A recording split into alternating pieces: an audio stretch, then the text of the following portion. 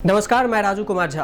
आज मैं आपको ऐसी कहानी बताने जा रहा हूं जिसे सोचकर आप भी हैरान रह जाएंगे और सोच में पड़ जाएंगे कि क्या शबनम ने जो काम किया, शबनम ने जो जुर्म किया, शबनम जो गुनाह की, क्या वो सत्य है।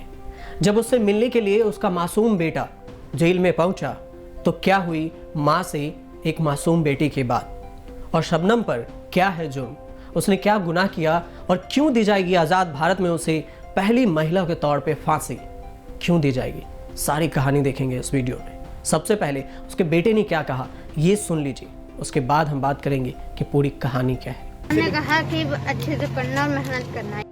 ये तो मासूम है, इसे कहाँ पता माँ ने क्या जुर्म किया है। जैसे ही माँ से मिलने जेल के अंदर बेटा पहुंचा तो दिल झूम गया। और जुर्म भी जुर्म है। बेटे से मिलकर शबनम ने बस इतना कहा, खूब पढ़ना। शबनम, जी हाँ, वही शबनम जो प्रेम के खातिर अपने परिवार के 7 लोगों को मौत के घाट उतार दी।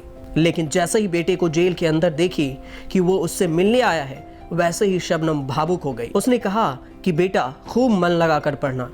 तो पहले सुनिए माँ से मिलने के बाद बेटे ने क्या कहा। उन्होंने कहा कि अच्छे से पढ़ना और मेहनत करना है, इसके अलावा और कुछ नहीं कहा। मम्मी की याचिका के लिए आपने क्या कदम उठाया है?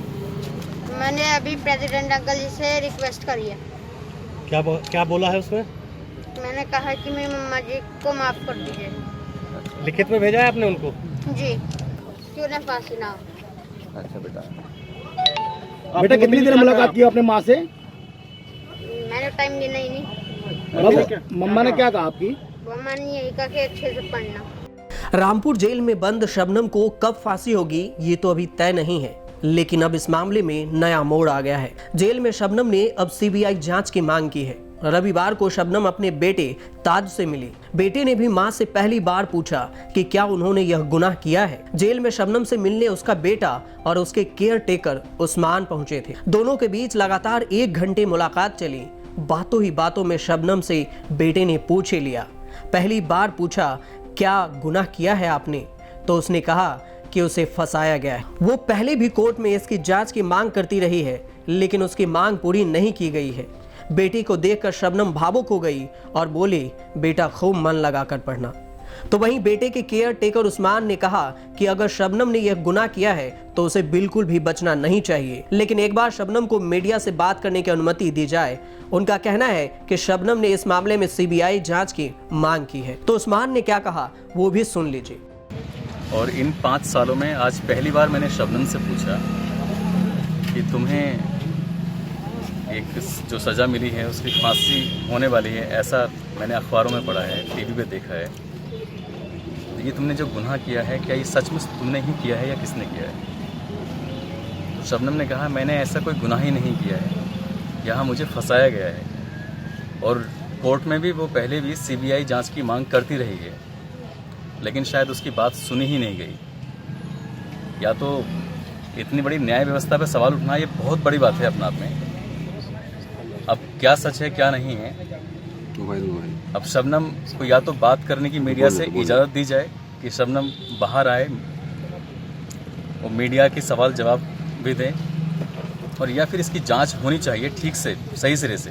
उस्मान शबनम के बेटे की देखरेख करते हैं और इन्हीं की निगरानी में शबनम का बेटा रहता है। दरअसल अमरोहा जिले के बावन खेड़ी गांव में 14-15 अप्रैल 2008 की रात को प्रेमी के साथ मिलकर अपने परिवार के 7 सदस्यों को मौत के घाट उतारने वाली शबनम और उसके प्रेमी सलीम को फांसी दी जाएगी। शबनम जुलाई 2019 से रामपुर जेल में बंद है। सुप्रीम कोर्ट के फैसले के बाद राष्ट्रपति ने शबनम और सलीम की दया याचिका खारिज कर दी है। अगर शबनम का डेथ वारंट जारी होता है तो उसे मथुरा जेल शिफ्ट किया जाएगा। इसके बाद हर दिन उसका वजन चेक किया जाएगा।